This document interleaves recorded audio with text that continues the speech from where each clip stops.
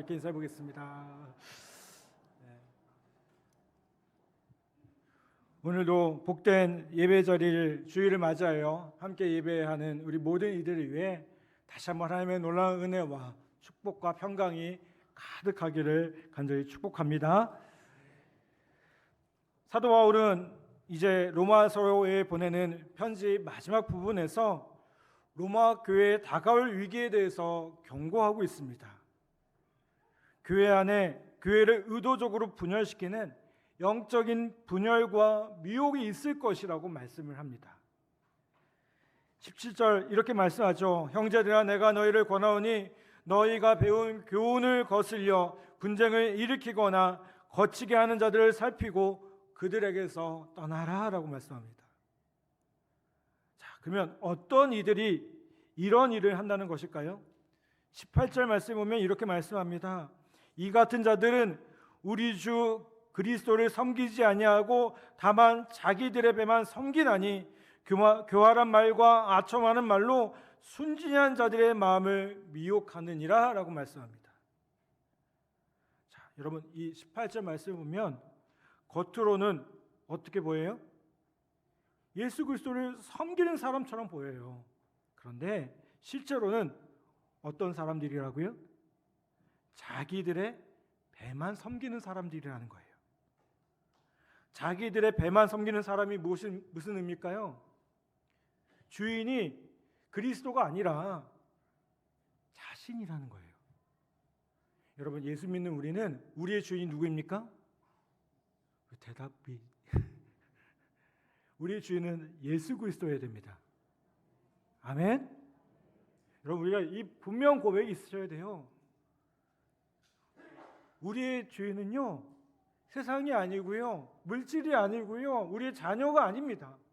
우리의 주인은 예수 그리스도여야 됩니다. 그런데 여러분 오늘 뭐라고 얘기해요? 자기를 섬기는 사람이라고 얘기해요. 자기 배를 섬기는 사람이라고 하는 거예요. 주인이 예수 그리스도가 아니라 그리스도인들처럼 보였지만 실제로는 그렇지 않았다는 겁니다. 예수님을 믿는다고 하면서 여전히 나를 외치고 있는 사람, 나만 고집하고 있는 사람이라는 겁니다. 근데 이런 사람들이 어떻다고요? 여기 보면 말을 잘한다고 얘기해요. 사도 바울 역시 그들이 뭐라고 얘기합니까? 교활한 말과 아첨하는 말을 한다고 했습니다. 그래서 어떻게 합니까? 순진한 자들의 마음을 미혹한대요. 여러분 여기서 순진하다는 말은요 그 초신자와 같은 사람들을 의미합니다. 신앙에 이제 처음 단계에 있는 사람들, 어린아이와 같은 신앙의 모습들. 여러분 은혜 받은 초신자들 보면요 표정부터가 좀 다르더라고요.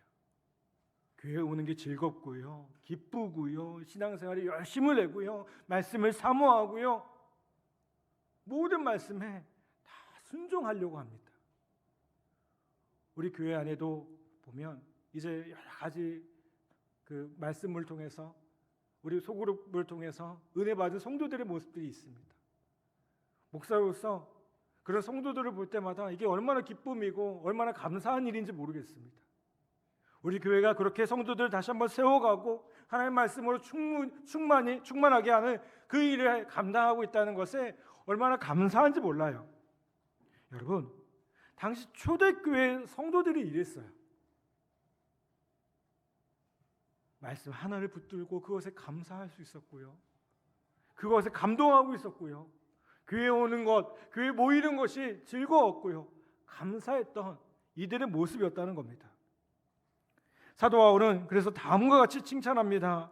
19절에 보면 너희의 순종함이 모든 사람에게 들리는지라 그러므로 내가 너희로 말미암아 기뻐하노니 라고 얘기합니다. 그들의 순종함, 그 초신자 같은 그들의 그 순진한 자들의 순종함이 모든 사람에게 들렸대요. 얼마나 이 귀했는지. 근데 그래서 그것 때문에 기뻐하고 있다고 얘기하죠. 그런데 여러분 이런 순진한 사람, 은혜 받은 새신자 같은 사람들은요, 미혹에 넘어가기 쉬운 약점이 있음을 보게 돼요. 그래서 사도 바울은 이렇게 말씀하죠. 이렇게 권면합니다. 19절에 보면 너희가 선한데 지혜롭고 악한데 미련하기를 원하노라.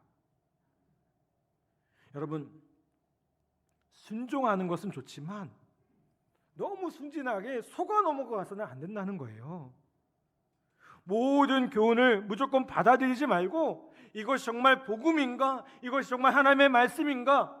그 기준을 가지고 받아들여야 된다는 겁니다. 왜요? 사탄이요, 작정하고 미혹하면서 넘어뜨리려고 우는 사자처럼 우리 주위를 돌아다니고 있기 때문에 그래요.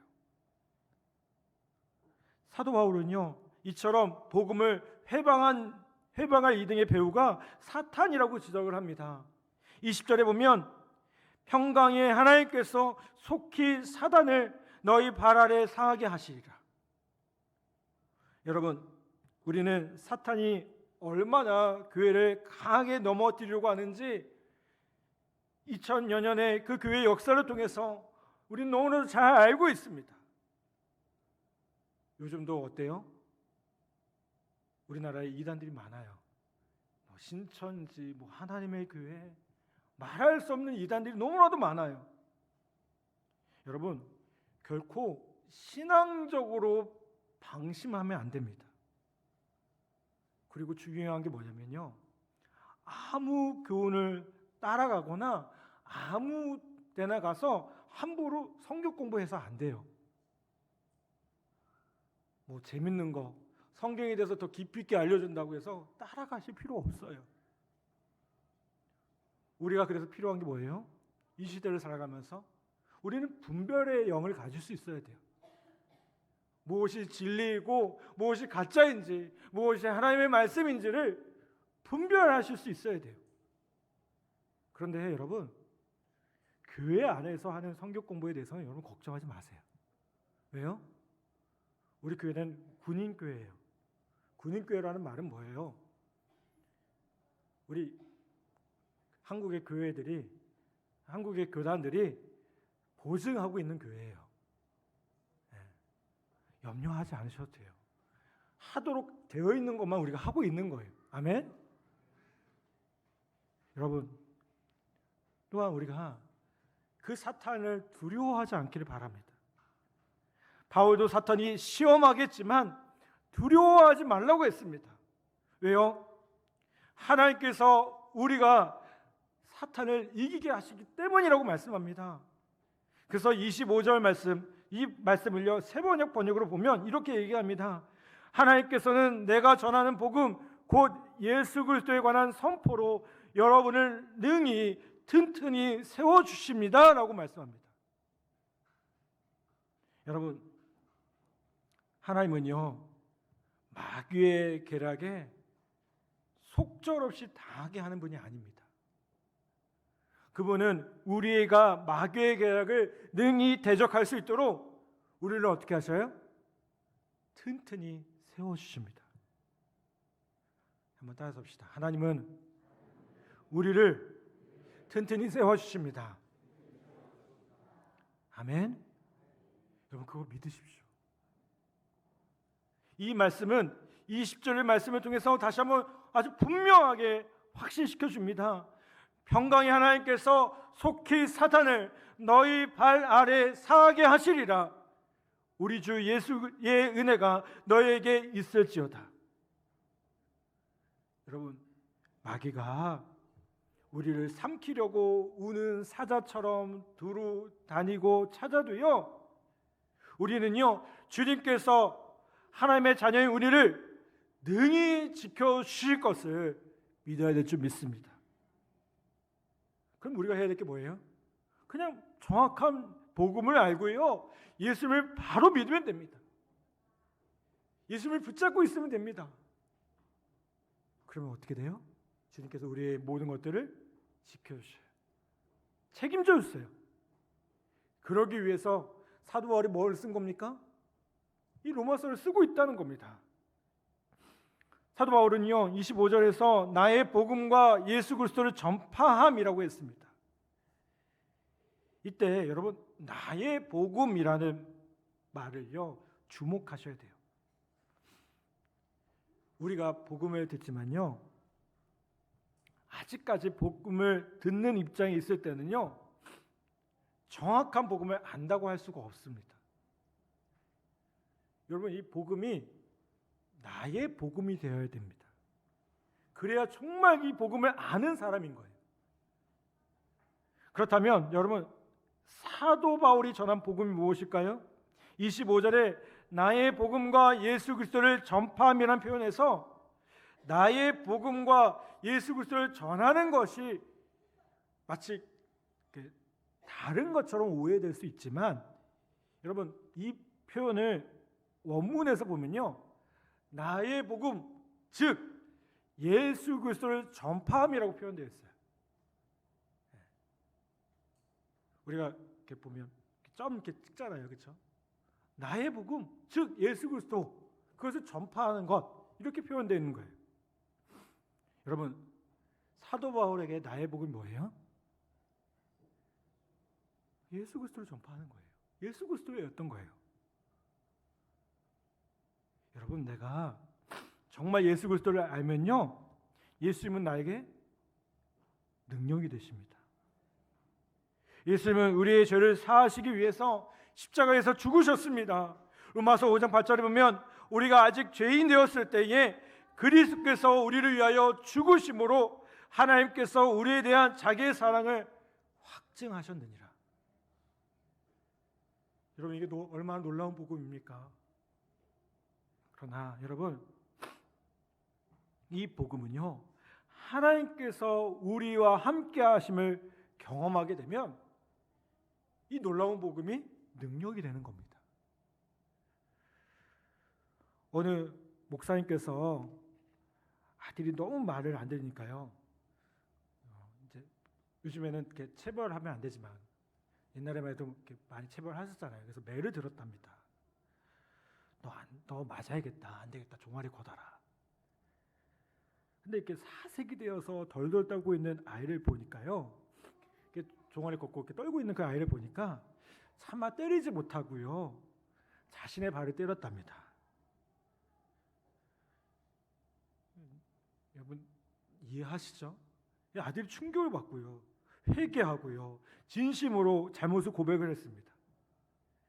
근데요. 며칠 후에 아들이 방에서 엄마한테 또 혼이 나고 있는 거예요. 근데 그때 아들이 보니까요. 아빠 하고 부르길래 방문을 열어보니까요. 아내가 회초를 들고 이 아들을 때리려고 하고 있었습니다. 이 아들이 아빠를 보며 말을 합니다. 아빠 대신 맞아줘요. 이 목사님 너무 순간 당황했지만 아들 앞에서는 일관성 있게 행동해야 한다고 생각하면서 결혼 후 처음으로 아내한테 맞았다고 합니다.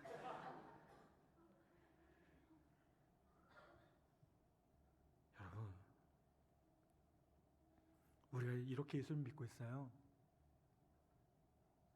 내가 죄를 지었고 주님이 그런 나를 대신해서 십자가를 지셨다니까 처음에는 그게 감동도 되고 은혜도 돼요. 그런데 언젠가부터 나는 또 죄를 짓고요. 그 죄값은 예수님께서 치르셨어요. 이제는 그것이 익숙해집니다. 분명한 복음을 알고 있죠. 그런데 이제 더는 그것이 내게 죄 짓지 못하게 만들고 있어요.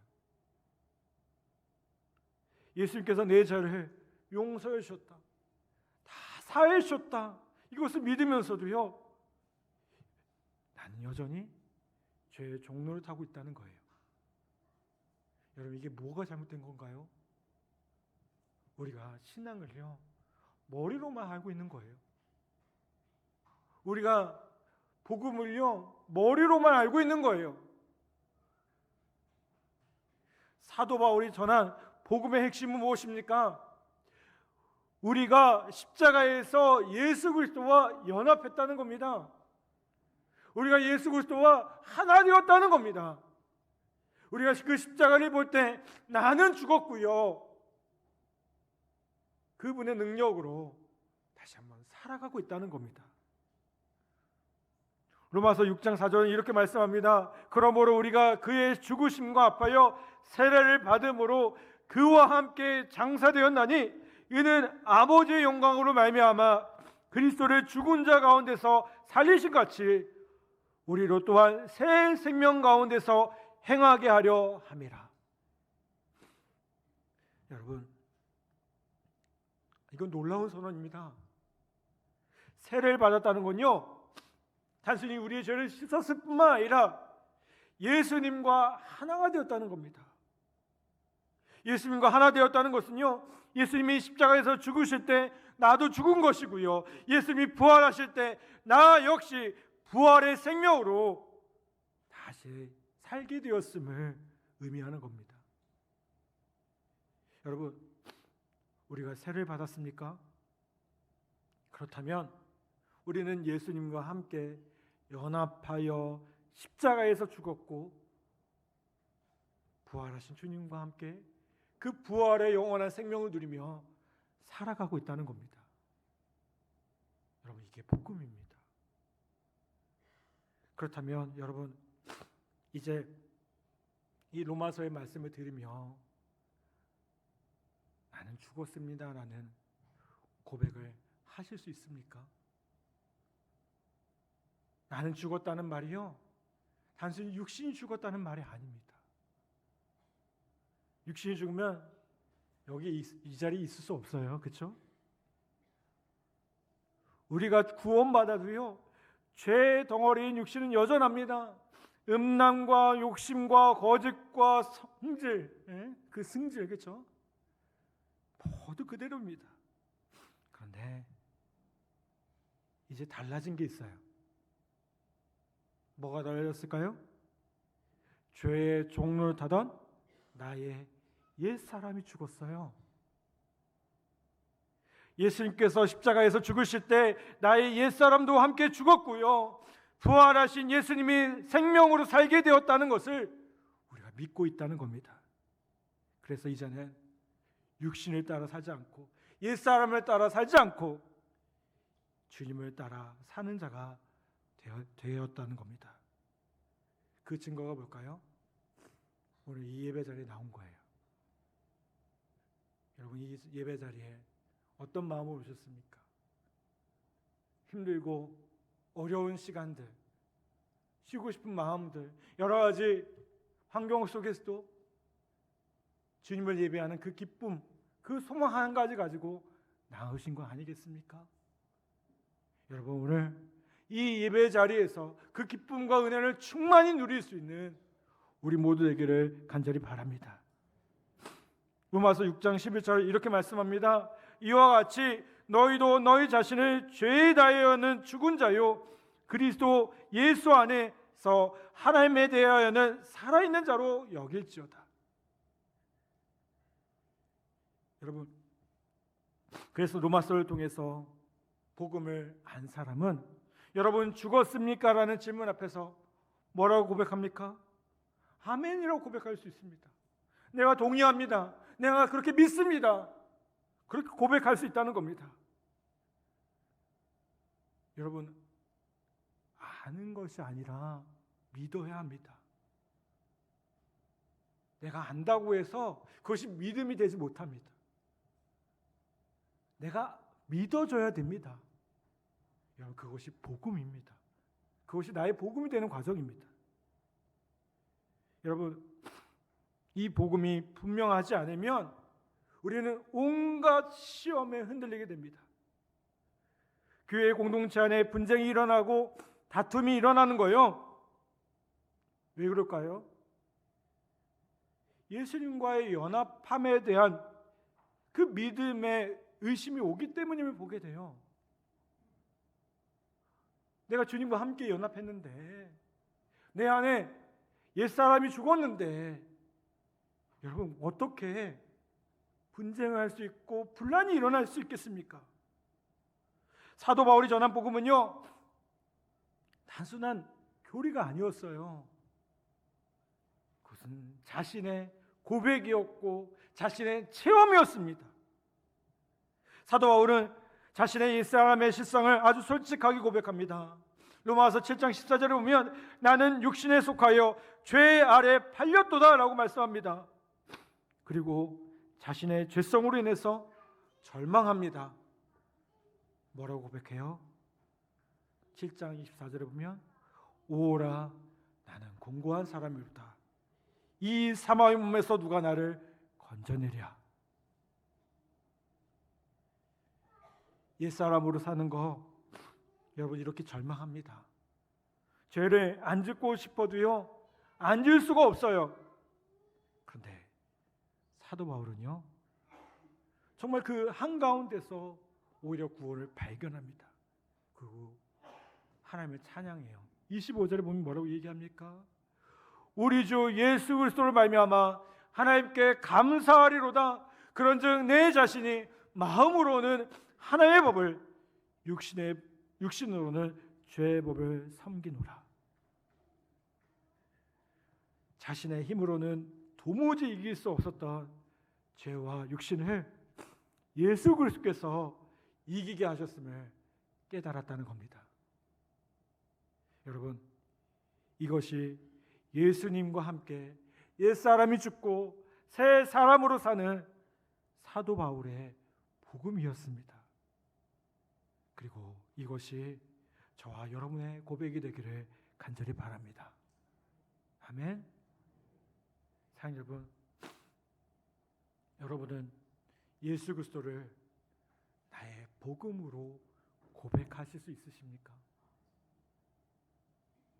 내 인생의 주인이 내가 아니라 예수 그리스도 되심을 고백하실 수 있으십니까? 그리고 나의 옛사람은 죽었고 예수님과 함께 부활하신 주님과 함께 살았음을 고백하실 수 있으십니까? 여러분, 저와 여러분에게 이 고백이, 이 믿음이 충만하기를 간절히 바랍니다. 그리고 이 고백이 우리에서만 끝나는 것이 아니라 우리가 살아가고 있는 우리의 가정에, 교회에, 우리의 지경에, 우리의 학교에, 우리가 그토록 소망하고 있는 대한민국과 우리가 섬기는 군대 위에 그 복음의 놀라운 역사가 일어나기를 간절히 소망합니다. 제가 참 좋아하는 우리 CCC 김준곤 목사님 있으십니다. 이분이 시 한 편을 쓰셨습니다. 민족의 가슴마다 피 묻은 그리스도를 심어 이 땅에 푸르고 푸른 그리스도의 계절이 오게 하소서. 이 땅에 하나님의 나라가 이루어지게 하옵시고 모든 사람의 마음과 교회와 가정에도 하나님의 나라가 임하게 하여 주시옵소서. 주의 청년들이 예수의 꿈을 꾸고 인류 구원의 환상을 보게 하소서. 한 손엔 복음 들고 한 손엔 사랑을 들고 온 땅 구석구석 누비는 나라 되게 하소서. 여러분, 저는 이 고백이 사도 바울의 고백이었고 또 김준곤 목사님의 고백이었을 뿐만 아니라 우리 모두의 고백이 되기를 간절히 소망합니다. 아멘. 여러분, 그날을 소망하십시오. 구석구석 이 땅의 젊은이들이, 이 땅의 청년들이 우리가 가야 될 그곳에서 우리가 만나는 그 모든 사람들에게 놀라운 복음의 역사를 나타내는, 그래서 우리가 경험하고 있는 그 복음의 은혜가 나에서만 끝나는 것이 아니라 나의 삶에 넘쳐 흐르는 그리스도의 계절이 오는 그날을 허락하여 달라고 함께 기도할 수 있는 우리 모두 되기를 간절히 바랍니다. 오늘 이 시간 우리 말씀을 생각하며 우리 같이 찬양했으면 좋겠습니다. 그리스도의 계절 함께 찬양하겠습니다.